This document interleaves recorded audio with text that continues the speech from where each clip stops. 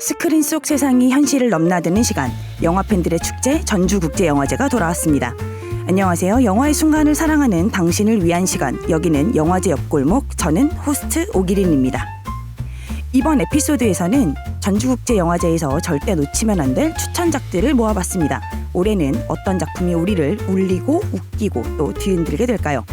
독립영화의 진심, 전주의 감성, 그리고 당신의 취향을 저격할 영화들 이제 곧 소개해드릴게요.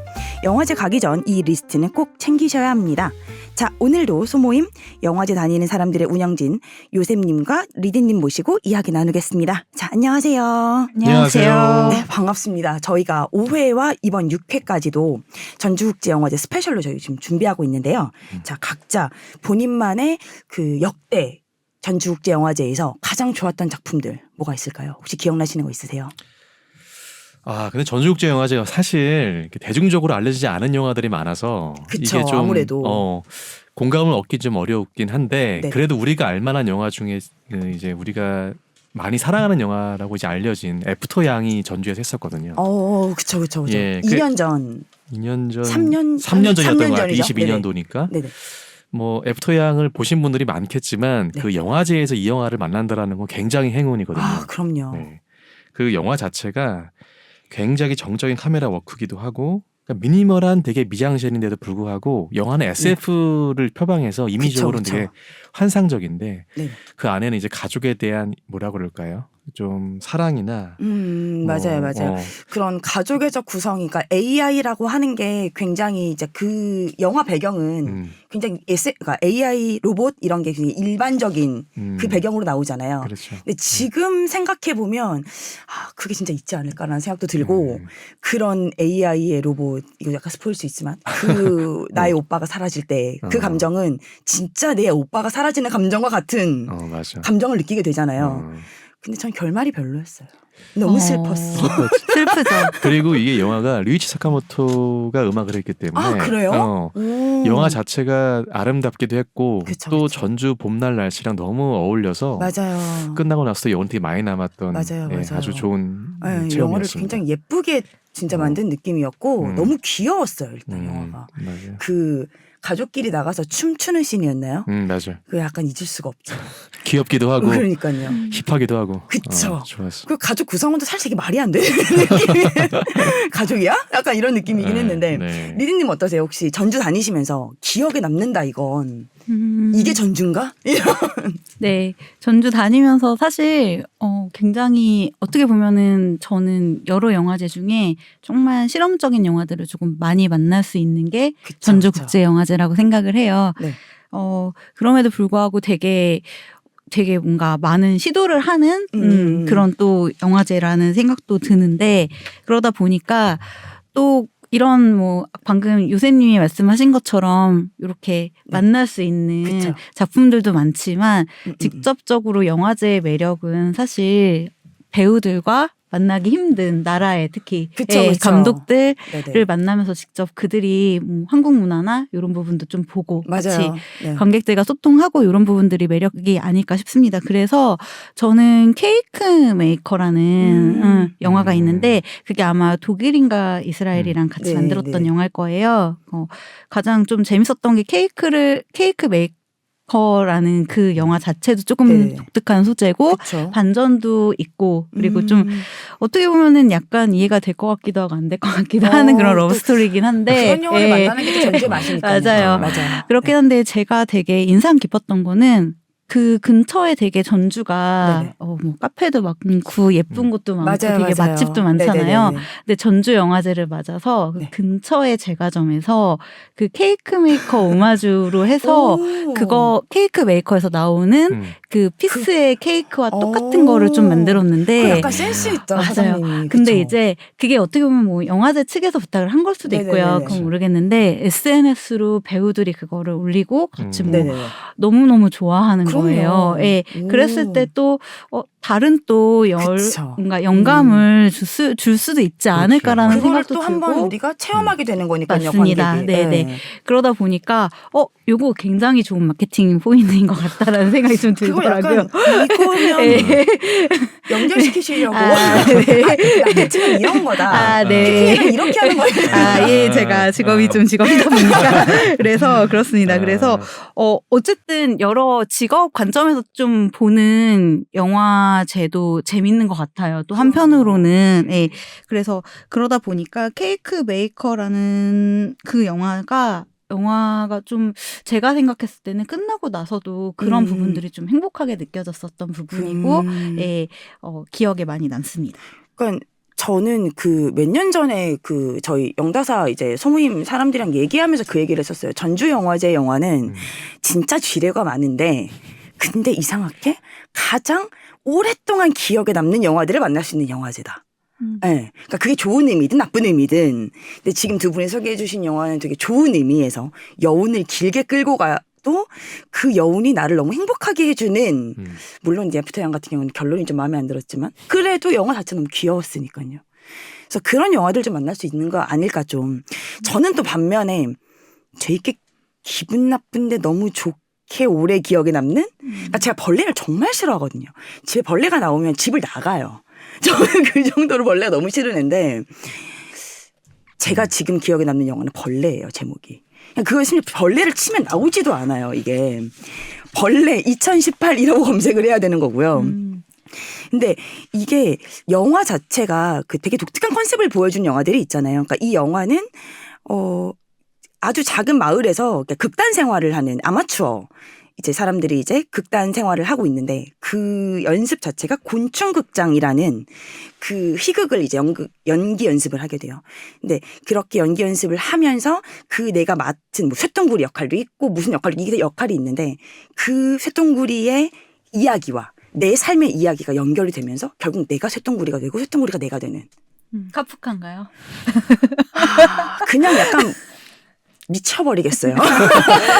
영화를 보는 내내 미쳐버리겠거든요. 근데 영화제에서 온 이유는 사실 영화제에서 맞아요. 만날 수 있는 영화를 만나기 네. 위함이니까 또 그것도 이 나쁘지 순간이 아니면 않다라고 절대 만날 수가 생각해요. 없어요. 네. 제가 이걸 준비하면서 어제 그 유튜브에 찾아봤어요. 벌레 2018 검색하면 나와요. 미쳐버리겠어요 또. 근데 봐야겠다. 굉장히 대가세요 이분이. 그래서 굉장히 대가의 영화고 그 얌슈반크 마이에르 이름이 좀 어려워요. 네, 이분의 마지막 영화. 그러니까 2018년을 기준으로 그러니까 영화를 마지막으로 찍겠다라고 하셨고 실제로 마지막 영화. 근데 스톱모션 애니메이션의 대가세요. 완전히. 스톱모션인가요? 네. 너무 영화는 그냥 영화예요. 그러니까 극영화인데 그게 이제 쇠똥구리가 내가 되고 내가 쇠똥구리가 되는 과정은 쇠똥구리를 데리고 올 수는 없으니 그거는 스톱모션이고 퍼펫식으로 만드시는데 굉장히 표현이 독특할 것 네, 같아요. 미쳐요. 정말 너무 잘 만들어요. 잘 만들었어요. 너무 갑자기 보고 싶네요. 이거 어디서 볼 수 있을까요? 그러니까요. 연락을 좀 해볼까요? 감독님한테. 그러니까 DVD를 제가 아니면 영화제의 좀. 매력이 이건 것 같아요. 이게 다시는 만날 수 없을 수도 있잖아요. 맞아요. 어디서 만나지? 그렇지. 네. 이 맞아. 부분이 이게 맞아요. 직접, 오늘이 아니면 안 돼요. 직접 와가지고 뭔가 발품을 팔고 만나지 그쵸, 않은 이상은 그쵸. 어렵다. 그러니까 딱 둘 중에 하나인 것 같아요. 내가 먼저 봤다. 아니면 나밖에 못 봤다. 이게 있는 것 같거든요. 그래서 저는 가끔 왓챠피디아에 저희가 이제 글을 쓰거나 어떤 사람들이 어떤 걸 느꼈나라는 걸 볼 때가 있잖아요. 그러면 그 왓챠피디아에 그 댓글을 남긴 사람들을 만나면 약간 동지의 같은 기분이 좀 들어요. 맞아. 우리가 같은 상영관에서 같은 영화를 봤구나. 이게 너무 그냥 반가워. 누군지 모르는데. 그리고 내가 처음 쓰는 것도 많잖아요. 맞아. 내가 처음 쓰고. 그럼 난 안 쓰고 싶어 근데. 그럼 내 평점이 그냥 그게 되는 거죠. 그게 다니까. 맞아요. 그럴 때도 좀 있죠. 그러니까 이제 맞습니다. 여기다가 마침표 찍고 몇 회 전주 영화제에서 보면 이렇게 써놓잖아 너가 네. 기자들은. 그쵸. 그러면서 공감 많이 얻는 것 같아. 네, 그러니까 약간 내적 친밀감이 결국 생기고 생겨. 그러니까 이렇게 다른 영화들 이제 전에 봤던 영화들을 또 얘기하면서 확실히 그런 게 또 생기는 것 같기도 해요. 그거 봤어? 그 몇 회 차에 봤어? 뭐 이런 식의 얘기를 하고. 그래서 저희가 이제 추천작을 이번에 좀 살펴보고 또 역대 영화제들을 살펴보면서 이제 우리의 전주에 대한 기억도 좀 이렇게 생각을 하게 되고 앞으로 이제 우리가 볼 영화들 사실 얼마 안 남았어요, 진짜. 그래서 저희가 저번 시간에 이제 가이드를 해 드리면서 조금 더 이제 기대감을 한층 끌어올리고 그리고 이제 곧 또 예매 시즌이 오기 때문에 그거를 위한 또 추천작을 또 준비를 하면서 또 지금 저희가 꼽았던 영화들처럼 개인적인 이유도 있겠지만 내가 완전 내 취향은 아니더라도 많이들 좋아하실 거고 많이들 관심 가질 영화들 또 같이 추천을 같이 꼽지 않았을까라고 생각을 하거든요. 어떠세요? 어떤 영화들을 시간표를 짜셨어요? 참 그게 어렵지. 그 시간표 짜는 것도 이게 굉장한 일이야. 맞아요. 시간 많이 써야 되고. 맞아요. 뭐 오늘 방송을 위해서 네. 영화 5개 정도를 추렸는데 네. 굉장히 힘든 과정이었습니다. 예. 리디님은 몇 편 예정이신가요 이번에? 이번에 그래도 하루에 저는 조금 약간 그 전에도 말씀드렸지만 도서관에서 공부하는 것처럼 좀 영화를 본다고 했잖아요. 근데 이번에는 좀 아니 모두가 그랬어.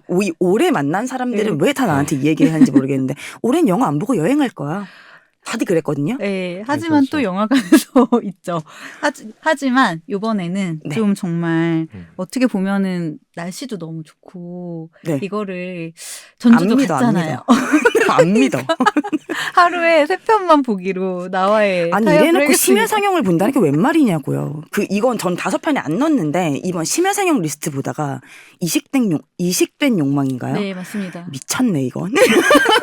이거 붙여놔야 되는데 약간 이런 포스터 이 시놉시스 이거 보면서 재밌겠더라. 스티커 보면서 재밌을 것 같아요. 이건데 약간 그래서 아예 심야 상영 보신다는 분이 네. 근데 네. 저는 생각보다 길게 가거든요 이번에 좀 길게 가면서 그렇네요.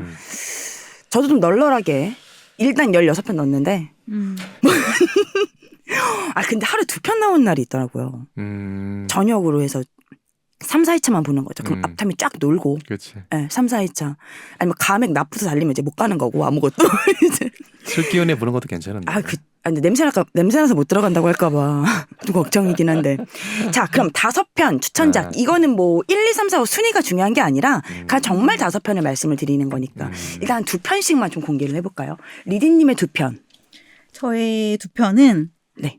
일단 그런 것 같아요. 뭐 나중에도 저희가 네. 영화제 처음 오신 분들한테 어떻게 시간표를 우리는 짜고 이런 팁에 대해서 조금 말씀을 드리겠지만 일단은 자기 자신과 대화를 좀 해봐야 되는 것 같아요. 네, 무슨 대화를 하셨죠? 내가 최근에 뭐에 제일 관심 있나?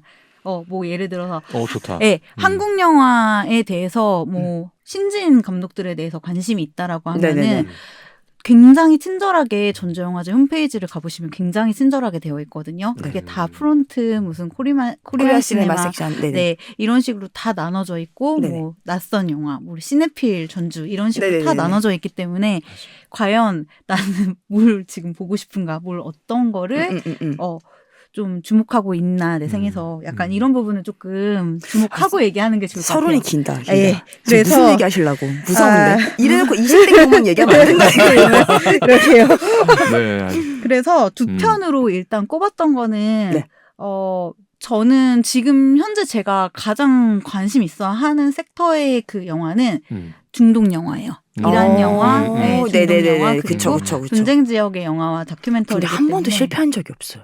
이상하게 저도. 중동 영화? 네. 괜찮아? 보면 너무 좋아요. 네. 시선도 그러니까 소재가 좀 진부해도 이야기가 참신해요. 소재가 진부한데 이야기가 참신할 수 있어요. 풀어가는 방향이. 그리고 그 되게 뭐랄까 그 전에 있던 이전에 굉장히 뭔가 페르시아 그쪽에 이란은 정말 중동의 영화 산업의 꽃이었기 때문에 그쵸. 예, 그 문화혁명 이전까지만 해도 네네네네네. 정말 많은 감독님과 그런 분들이 있기 때문에 그런 거를 조금 현황은 어떨까에 대해서 보는 것도 재밌을 것 같아서 일단 네. 제가 추천하고 싶은 작품은 돌아온 구구시라는 작품입니다. 네네네. 예. 그래서 이란 작품이에요, 이것도. 그리고 가수 구구 씨가 네네네네네. 이제 여잔데 1960년대랑 70년대 컬트적인 인물이에요. 예. 그리고 스타인데 이제 국제적인 명성을 얻은 팝 네네네. 아티스트고 근데 혁명 이후 가택 연금됐어요. 그래서 연금이 계속 됐다가 2000년대에 갑자기 컴백을 해가지고 20년 네네. 넘게 멈췄던 활동 그리고 왜냐면은 이게 엄청 그동안 20년 동안에 네네. 그녀에게도 많은 일들이 있었고 그럼요. 환경적으로 굉장히 변했을 거잖아요. 네네네. 그리고 이게 정말 단순히 정치만 변한 게 아니라 종교적으로나 이런 부분으로도 종교, 문화 이런 부분이 다 변했을 그런 이 사람은 어쨌든 가택연금이 풀렸을 때 나왔을 때는 넥스트 제네레이션이랑 만난 거잖아요. 그렇죠. 네. 그런 게 어떻게 뭔가 충돌을 할까 아니면 어떤 이야기를 우리한테 줄 수 있을까라는 게 좀 궁금해가지고 네네네네. 선택을 하게 됐습니다. 그래서 일단은 되게 흥미로운 소재인 것 같아요. 예매를 해야 뭐 아니요, 한 명은 가정하에 가는 거 네. 아닙니까 지금? 하겠지만 이미 저희는 예, 맞아요. 그래서 그런 게 있고 또 하나는 이란 영화는 아니에요. 근데 이제 이번에 75회 베를린 영화제 파노라마 관객상 다큐멘터리 부문 수상한 작품이고요. 페어에서 파쿠르라는 작품입니다. 저도 네. 보고 싶어요. 그래서 네. 이제 이 파쿠르 팀원 아흐메드를 이 가자의 아리브라는 사람이 만나면서 네네네. 이 과거랑 미래랑 이런 부분에 대해서 어쨌든 파쿠르라는 게 좀 독특하잖아요. 그쵸. 사실 일종의 스포츠죠, 사실. 맞아요. 네. 예. 근데 이 가자에서 그러면은 뭔가 어떤 아이덴티티나 어떤 또 얘기들 문화적인 부분을 그쵸. 왜냐면 굉장히 낯설다 보니까 저희는 그쵸. 맨날 뭐 과자나 이런 거 생각하면은 사실 뭐 포탄 터지고 전쟁 터지고 이런 건데 네네네네. 그게 다가 아니라 삶이 흐르고 있는 데다 그쵸. 보니까 그쵸. 이런 부분으로 조금 더 네. 이야기를 좀 듣고 싶다라는 생각 때문에 저희가 향원에 가서 셀렉하겠습니다. 만나지 않을까요, 아마? 아마도 만나지 않을까요? 그쵸. 네. 저도 기대작 중에 하나예요. 아 그렇군요. 저 뭐 워낙 제가 베를린 영화제 자체를 좋아하기도 하고 그리고 페어까지도 오케이 이해할 수 있어. 그리고 그들의 상실감 이해할 수 있어. 10대들의 청소년 오케이 알겠어. 파쿠르? 이렇게. 파쿠르 너무 궁금하지 않아요? 네. 파쿠르를 하는 것 자체도 약간 재밌겠다 느낌인데 얘가 페어에서 그걸 하고 있고 그 페어가 뭐 유적지의 페어가 아니라 전쟁으로 인해서 페어가 됐다라는 거면 그 파쿠르를 하는 이유가 더 궁금해지는 거죠, 사실. 그러니까 뭔가 자신을 뛰어넘는다든지 모험이 취미라든지 이런 게 아닌 다른 이유가 있지 않을까? 맞아요. 네. 근데 저는 영화제가 재밌는 게 우리는 이렇게 생각을 하고 영화를 셀렉하잖아요. 네. 근데 영화제의 영화들은 이렇지 않은 경우도 많잖아요. 굉장히 이 파쿠르에 대한 얘기가 네. 하나도 없을 수도 있다고 저는 생각해요. 이게 이런 걸 왜 너무 그러시는 많이 거죠? 저 혼자 지금 그렇죠. 예, 무슨 말인지 이게 정확히 예. 알겠어요. 내가 유적지에서 파쿠르 하는 영화 찍을 거야, 이제. 알겠습니다. 이렇게 가져야 되는 거 아닙니까? 네, 그게 또 그게 재밌습니다.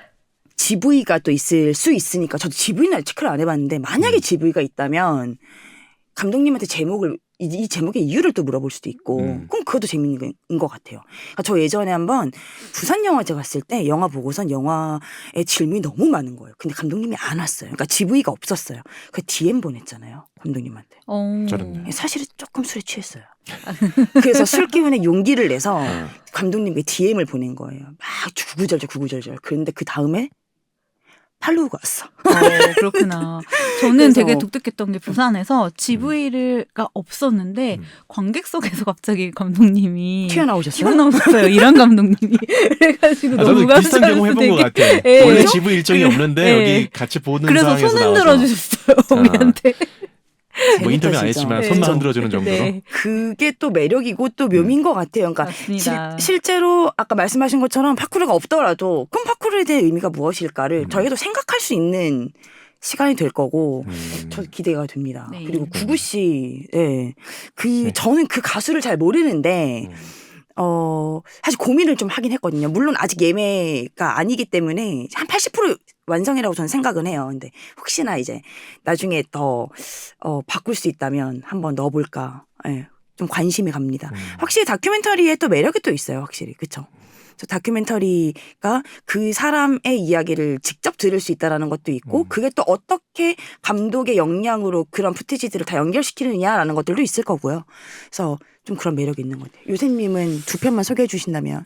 근데 일단 두 편 오늘 사실 방송을 위해서 5편 우리가 준비했잖아. 네. 근데 이제 5편을 준비할 때 약간 나름대로 컨셉을 갖고 골라봤거든요. 네네. 근데 이게 뭐냐면 어쨌든 우리가 영화제에서 보는 영화 목록들은 우리가 정보가 좀 제한적이잖아요. 그렇죠. 그래서 일반적으로 택하는 제 방식 중에 하나는 뭐냐면 일단 거장권 하나는 잡아요. 그게 재미가 있든 없든 일단 중간 이상을 해주니까 우리 그쵸. 그래서 거장권 하나 잡고 네네. 그 다음에 약간 라이징 스타 개념이 있어. 이름은 들어봤고 하나 정도는 본 것 같은데 최근에 한 두세 개 정도 장편밖에 없는 감독 하나. 네네네네네. 그렇게 약간 라이징 스타 개념이 하나. 그다음에 완전 신인. 이게 장편이 처음이야. 근데 그러니까 신업은 좀 이거 볼만한데? 네네네. 그리고 약간 메이저 대회는 아니지만 이래도 어느 정도 이름 알려진 대회에서 주목할 만한 정도의 인지를 단편을 받은 했거나 그런 거 하나. 그다음에 이제 아까 뭐 잘 얘기해 주셨는데 최근에 사회적 이슈가 될 만한 것들. 그런 거 하나. 그다음에 그쵸.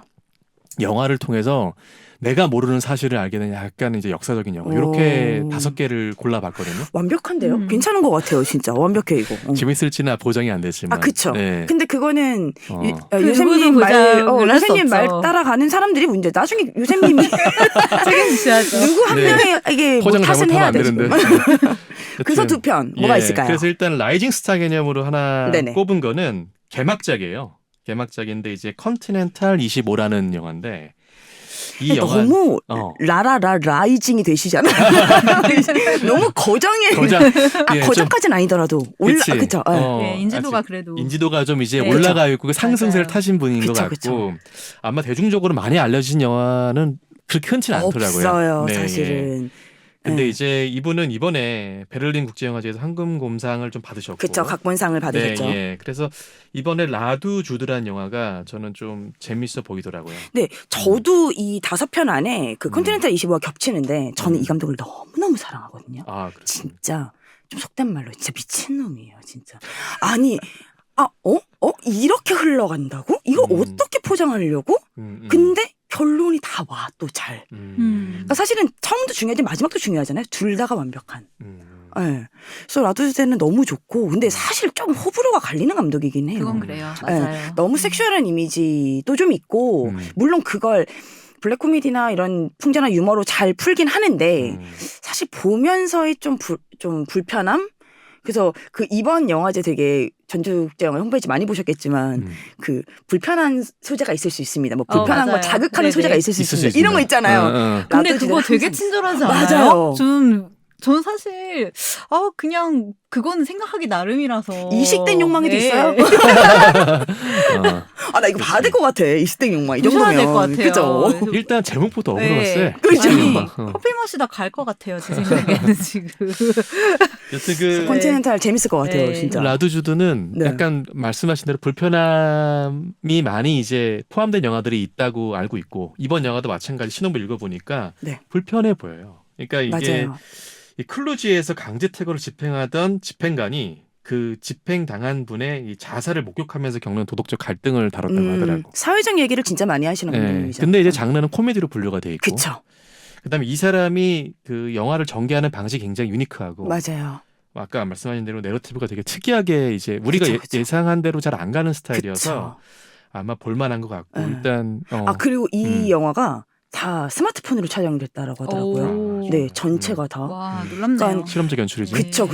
그러니까 사실은 우리가 뭐 영화를 찍겠다라고 생각을 하면 저희가 다 이제 비전공자들이니까 영화에 대해서는 그럼 영화를 찍으면 당연히 엄청 큰 카메라가 들어오는 게 아닐까라는 생각을 하지만 거장은 이제 장인은 원래 도구를 탓하지 않는다고 카메라만 하나 있으면 뭐든 찍을 수 있다. 약간 이런 느낌이잖아요. 그 큰 게 없어도. 네. 갑자기 생각나는데 29초 영화제 약간 끝날 때 다시 한번 말씀드리도록 하고. 네. 전주에서 한번. 그래서 저는 전작들 되게 좋아한다고 했어서 그 베드럭뱅잉이나 베드럭뱅잉. 지구 종말이 오더라도 그죠? 지구 종말이 오더라도 너무 큰 기대는 말라. 그렇지. 네. 베드럭뱅이 너무 재밌지 않아요? 난 너무 좋았어요. 네. 저는 진짜. 너무 인기 많은 영화죠. 근데 베드럭뱅잉이 엄청 호불호가 갈린다는 얘기가 그럼요. 있어요. 네. 근데 저는 정말 환호했거든요. 보면서 그리고 이게 1부, 2부, 3부 이렇게 나눠지잖아요. 이 새끼 뭐지? 약간 이런. 너는 이제 나의 동료가 되라. 약간 딱 이런 느낌. 전 딱 그 느낌을 받았어요. 너무 좋다. 그래서 이번도 기대하고 그렇지. 있습니다. 또 아마 도덕적 갈등에 대해서는 되게 세련되게 푸는 사람 같아요. 그쵸. 그래서 이번에 어떻게 또 풀었을지 궁금하고. 일단 그런 한 편 더. 이제 한 편 더. 라이징 말고. 라이징 말고 거장이죠. 그리고 이번에 일단 사실 컨티넨탈은 너무 예매가 빡셀 것 같아요. 그치. 또 개봉작이고 하니까 만만치 않을 거야. 네, 이제 다 개막에 몰리는 이유가 또 몰리는 이유가 있으니까. 있지. 네. 네. 그럼 한 편 더 뭐가 한편으로는 있을까요? 일단 거장이죠. 영국 거장인데 아시는 분은 아시는 감독이에요. 마이클 리 감독의 내 말 좀 들어줘라는 영화인데 미쳤죠. 이번에 미쳤다고 진짜 이미 어. 엄청난 수상과 후보작에 다 세계 유수 영화제 이미. 그렇지. 네. 일단 마이클 리는 칸의 남자라 불릴 정도로 그쵸. 좀 칸에서 황금종려상도 받았고요. 그쵸, 그쵸, 96년도에 그쵸. 비밀과 거짓말. 그쵸. 그다음에 감독상으로 또 네이키드라고 93년도에 아, 받은 적이 네네네네. 있고 그다음에 베니스 영화제에서도 받은 적이 있는 그쵸. 사실 엄청난. 예술 영화계에서는 좀 거장으로 불리는 그쵸. 영국 감독이에요. 네네. 근데 이 사람은 연출이 아마 저도 이제 읽었지만 이 사람은 협업을 통해서 대본 없이 촬영을 많이 한다고 하더라고. 네네네. 그러니까 PG, 음. MBTI로 치면은 완전히 그 뭐지? 배우 입장에서는 난감할 그쵸. 수도 있고 그다음에 어찌됐든 배우 입장에서는 또 실험적일 수도 있고 그쵸. 여러 면에서 좋은데 네네. 이 영화는 여튼 거장 영화로 하나 꼽는다면은 마이클 리 감독의 이제 내 말 좀 들어줘를 좀 꼽고 싶고요. 네. 이건 이제 가족에 관한 얘기라고 하더라고. 일단 이 영화는 수상 내역이 여우주연상을 좀 받았어요. 여우주연상과 여우조연상. 그리고 주인공이 이제 여자고 그다음에 주부예요. 근데 이제 가족으로부터 소외됐지만 실제 이제 내 남편과 내 아이로부터 무시당하는 그 환경 속에서 자기 친여동생한테 위안을 얻는 거라고 신호비 써 있는데 네. 일단 이 마이클리가 이 약간 연출하는 방식이 사람의 섬세함을 많이 연출을 잘하는 편이거든요. 감정선이라든지 그다음에 네네네. 배우한테 그렇게 제약을 두지 않고 또 자기 나름대로의 연출 방식을 통해서 감정선을 잘 읽어내는 연출이라고 네네. 생각을 해요. 그래서 이번 영화도 아마 잘 기대되지 않나 이렇게 좀 기대하고 있습니다. 네. 저도 내 말 좀 들어줘 넣은 16편 안에 들어가 있는 영화긴 한데 아, 그래서 마이클 리 감독도 저는 사실 영화제에서 영화 고를 때 보통은 감독이 사실 1번이에요. 그러니까 실제로 영화제도 그렇고 영화도 그렇고 그냥 보통은 다 이제 감독을 위주로 보기 때문에 그래서 넣긴 했는데 약간 예상할 수 없는 정보. 왜냐하면 이게 되게 일반적인 소재 같은 느낌이긴 한데 그렇게 풀어가지 않을 것 같긴 하거든요. 근데 실제 저희가 봐야지 알겠지만 그래서 그런 느낌으로는 조금 다른 것도 있지 않을까. 다른 맛이 있지 않을까. 그리고 이제 이 사람이 연출하는 방식이 대본을 정하지 않고 이제 즉흥적으로 표현을 많이 한다고 하는데 그런 또 아이러니하게 또 여우주연상과 여우조연상을 시칸고 이번 영화로 좀 받았다고 하더라고요. 그래서 그러니까 그게 뭐 그러니까 완전 정확한 그런 대본이 있지 않더라도 전체적인 큰 틀이 있기 때문에 그렇지. 그 틀에 대한 이해도가 정확하게 있는 상태에서 배우들이 연기를 하는 느낌일 거 아니에요. 그랬을 때 진짜 연기라고 표현하면 좀 애매하지만 그런 연기가 나오지 않을까? 그렇지. 네. 그래서 저도 그런 느낌에서 조금 기대했던 것 근데 같아요. 그게 수상했다라는 아이러니가 난 좋아서 일단 이 영화는 어그로가 확실하다. 거장의 영화인데 대본 없이 배우를 통솔하는데 그쵸. 배우가 여우주연상과 조연상을 받았다. 그쵸. 그리고 저는 그런 거지. 가끔 그런 것도 봐요. 이 영화가 괜찮을까 아닐까라는 고민을 좀 할 때 그 트레일러들을 항상 보거든요. 왜냐하면 이제 완전 월드 프리미어면 안 되겠지만 월드 프리미어도 사실은 그런 걸 만들어서 올리니까 그래서 이제 그런 거를 좀 보기도 하는데 잘 빠졌더라고요, 영화가. 내 말 좀 들어줘. 그냥 예뻐. 그냥 그러니까 뭔가 편집이 이게 영화구나 네. 이런 느낌이 좀 들어서 네. 그래서 조금 기대하는 영화. 네. 그래서 제가 이번에 뽑은 영화들은 보통은 대부분 이제 다 트레일러들을 한 번씩은 보는데 라두즈대 같은 경우는 전혀 예상할 수가 없었어요. 그냥 이 트레일러만 봐도 정말 이해할 수가 없고 근데 뭐 예고편에도 그렇게 쿠키를 만들어요. 라두즈대는. 근데 내 말 좀 들어줘 같은 경우는 제가 잘 빠졌다 영화가. 편안하다 좀 보기에 이런 느낌이 좀 있어서 저도 좀 기대되는 영화 중에 하나였던 것 같아요. 하네요, 사실. 네. 그래서 같은 맥락으로 보면 프랑스와 오종 감독의 영화가 이번에 오잖아요. 뭐지? 가을이 오면. 프랑스와 오종은 모두가 사랑하지만 모두가 싫어하게 되는 지점이 한 번쯤은 다 한 작품은 있었을 거라고 생각을 혼자 합니다. 그러니까 그게 애증이야, 애증. 이게 뺄 수도 없고 넣을 수도 없고. 근데 그래도 이번 한 번만 더 라는 생각이 들게 하는 감독이거든요. 프랑스와 오종은 저한테. 왜냐면 프란츠나 아니면 뭐 신의 은총으로나 너무 좋았기 때문에 자꾸 놓을 수가 없는 거예요. 네. 그 저는 그 최근작 이거는 사실 되게 많이 갈리던데 피터 본 칸트도 많이 갈리던데 저는 되게 좋았어요. 이런 연극적인 연출 너무 좋았는데 썸머파로가 그거는 뭐 사실 개인적인 의견이니까. 속상했어 그냥 살짝 헤어졌어. 저는 좋았거든요. 응. 스머파로.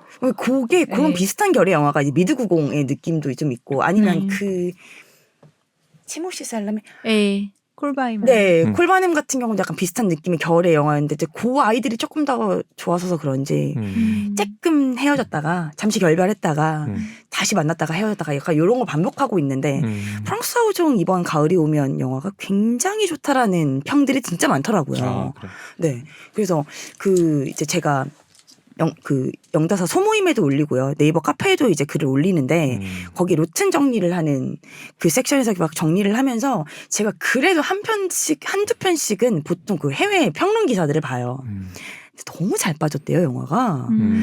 그래서 다시 사랑해야 되나? 다시 만나야 되나? 이건 약간 헤어질 수 없나? 약간 이런 좀 기대감을. 그러니까 저는 신업을 엄청 자세히 읽진 않거든요. 왜냐하면 신진 감독이 아닌 이상은 어느 정도 믿고 가야지라는 게 있어서. 근데 신업보다도 그냥 이 감독 자체에 대한 매력으로 좀 가지 않을까. 그 신업은 좀 그냥 진짜 프랑스 오종 같아요. 사랑스러운 할머니가 가장 친한 친구 마리클로드 집과 가까운 부르고느 마을에서 평화로운 은퇴 생활을 즐기고 있다. 그러나 딸 발레리가 가을방학을 보내기 위해 손자를 데리고 오면서 모든 계획이 어긋나게 된다. 네, 오종입니다. 네, 오종입니다. 이런 느낌이에요. 그러니까 신호일 뿐인데 그냥 들어오니까. 그냥 프랑스의 전원 마을에서 일어나는 어떤 인간들의 갈등과 뭐 이럴 것 같아요. 근데 오종 영화는 보통 그런 식으로 가니까 사실 말빨로 밀어붙이는 것도 좀 없지 않아 있어서 대사말, 말맛. 그냥 오종 같은데 이게 그만큼 연기를 또 잘했을 거고 앨런 뱅상 이제 나오고 배우님 나오고 하시니까 연기를 잘했을 거고 근데 얼마나 잘 빠졌는지가 좀 기대가 되죠. 사실은. 그래서 그런 느낌으로 개봉 프랑스 확정작이죠. 아마 그럴 거예요. 개봉 확정작일 것 같은 느낌은 근데 드는데. 다들 그런 얘기를 하세요. 네. 개봉할 영화는 안 보겠다. 제가 대표적으로 그렇습니다. 제가 보고 말씀드릴게요. 네, 알겠습니다. 표 잡겠죠? 제발 와라. 그래서 맨날 첫 번째 맞춰 쓰는 거예요. 제가 힘듭니다. 그러니까요. 그래서 이런 느낌으로 보면 제가 이번에 5편 꼽으면서 저도 그러니까 제가 어떤 기준으로 영화를 예매하는지에 대해 생각을 해본 적이 없거든요, 사실. 그냥 하지 않을까? 보통 이런 거였는데 나는 감독하구나 라는 거나 아니면 이미지 때문에 가는 경우들도 있더라고요, 저는. 그러니까 제가 이제 그 보통 정리를 해서 올려드리는 이제 회원들로 인해서 이제 올려드리는 경우들이 몇 가지가 있는데 그 중에 하나가 이제 영화 그 신호비나 이런 것도 쫙 소개해주는 섹션별로 소개하는 것 아니면 로튼 정리하는 것 상영관 정리하는 것 이런 것들인데 그 로튼을 보면서는 기사를 보게 되고요. 제가 좋아하는 영화들은 그거 아니고 이제 영화 상영작을 정리할 때는 이미지들을 보게 되는데 거기서 눈에 확 들어오는 영화 이식된 욕망이랑 그거 아니에요. 근데 5편 아니에요. 근데 그거랑 뜬소문 그 이미지 보셨어요? 뇌 이만한 뇌가 봤어요. 캐나다 섹터에 있잖아요. 미쳤나 봐 얘. 그러니까 포스터가 중요한 거예요. 전 그렇게 생각해요. 뇌가 이만하다니까요. 근데 심지어 케이트 블란쳇이에요.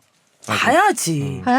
근데 또 감독이 누구지를 나중에 봤더니 이게 세 분이 항상 같이 작업을 하세요. 그래서 에번 존슨, 갤런 존슨 형제고요. 그다음에 가이 메딘 이 세 분이 같이 하시는데 이 세 분 많이 들어봤는데 라고 검색을 해봤더니 제가 예전에 봤던 영화 중에 녹색 안개라는 영화가 있는데 네.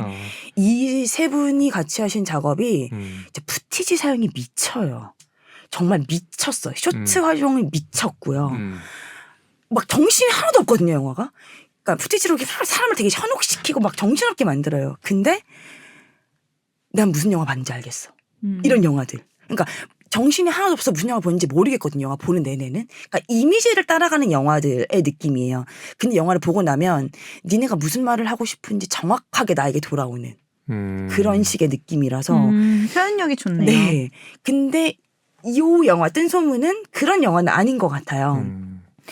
그 심지어 세계에서 가장 부유한 자유민주주의 국가의 지도자 7명이 G7 연례 정상회의에서 겪는 일을 그린대요. 너무 재밌겠다. 심지어 글로벌 위기에 대한 임시 성명서를 작성하던 국가 정상들이 숲에서 길을 잃어.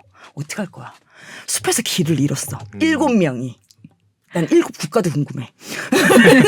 뭘 했을까? 어떤 나라일까? 근데 이게 아마도 그러니까 뭐 우리 글로벌일 테니까 우리 지구별일 테니 이 7 나라가 있는 나라일 거 아니에요? 그러면 현직 정상들도 있는 사람들일 거 아니에요? 근데 그거랑 좀 다르겠죠? 뭐 약간의 살짝 SF를 가미하지 않았을까요? 뇌가 이만하다니까요. 네. 사람이 요만한데 뇌가 이만해. 근데 뭐 은유적일 것 같긴 하네요. 굉장히. 그래서 무조건 봐야 된다 이건 뜬소문은. 제가 이게 올라오는 날 서울로 올라오는 날 이 영화를 이제 시간표에 넣었는데 영화 끝나 밤 11시 반인가 그래요. 다음날 출근을 해야 되지만 내가 뜬소문을 보고 온다 내가 라는 식의 느낌으로 잡아놨죠. 그래서 요런 네 재밌을 것 같다라는 생각이 예매는 들어요. 하셨어요? 예매 다음 주입니다. 이러실 거예요? 다음 주에 박 터질 것 같습니다. 지금. 다음 주요? 저희 때문에. 그러니까 근데 그러니까 좋은 점이라고 하기보다는 그러니까 팁 중에 하나가 이제 같은 영화가 한 번만 상영하는 게 아니잖아요. 그렇지. 이번에 쇼화가 한 번만 하던데. 쇼화가. 네 그런 경우들 제외하고 쇼화 거의 살짝 다, 고민했거든요. 예. 로튼 거의 다- 100이던데. 쇼화. 네. 근데 쇼화가 아침 10시에 들어가서 저녁 7시 반에 나옵니다. 다큐잖아 그거. 네. 아니 근데 심지어 최근에 재개봉인가요? 이게 다시 개봉을 한다고 수입이 되는 작품이기 때문에 쇼화 아침 10시에 가서 저녁 7시 반에 나오는 거. 거의 왕빙. 네. 왕빙이 왕빙. 느낌으로 이제 가긴 네. 하는데 사랑이 커야 갈 수 있죠. 그쵸. 네.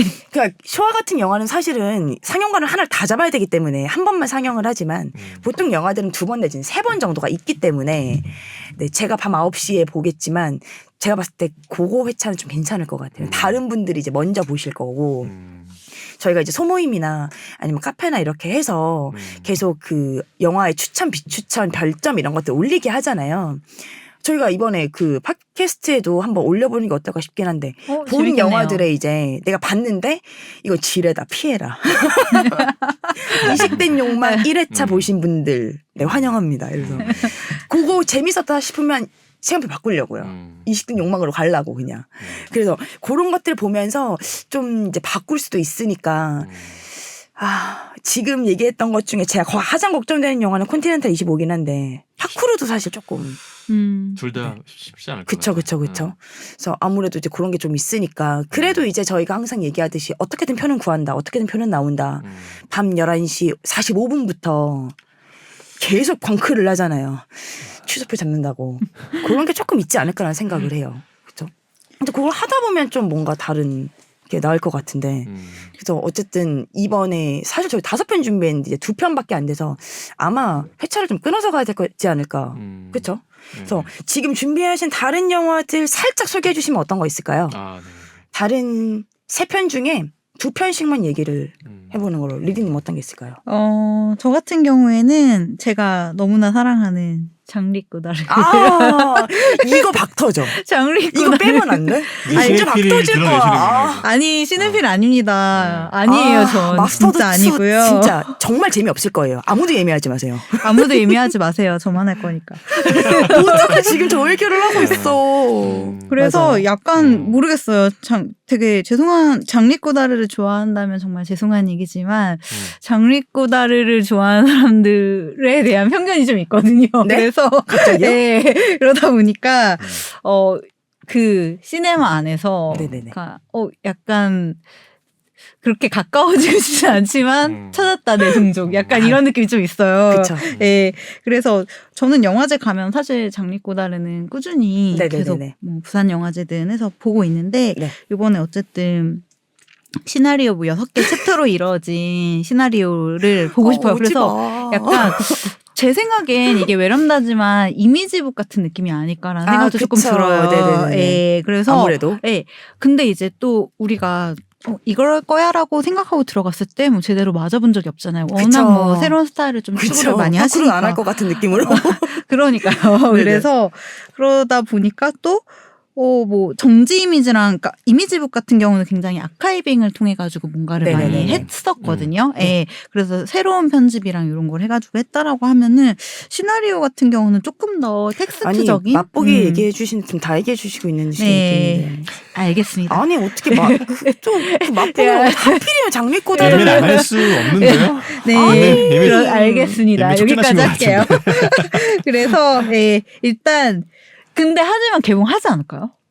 아니 그래도 왜냐면 이미지 개봉해도 약간 네. 근데 비슷해요. 그건 전주에서 만나고 싶지 않아요. 왠지 전주와 장미꽃다르는 약간 세트의 느낌이고 뭔가 잘 어울리고 아니요. 개봉하면 볼 거예요. 개봉하면 극장에서 만나기만 네. 해요. 그 마스터 2가 네. 아침 10시 섹션이 한 번 있거든요. 네. 그때 가세요. 10시 섹션이어도 가세요 그때. 시네필들은 오십니다. 그러니까 가세요. 저는 저녁으로 갈게요. 요셉님은 한 편 더 약간 맛배기로. 한 편 더. 네. 일단은 맛배기. 아까는 제가 앞에 두 개 너무 감독의 얘기를 드렸다면 이제는 네. 좀 신인으로 가야 될 것 같아요.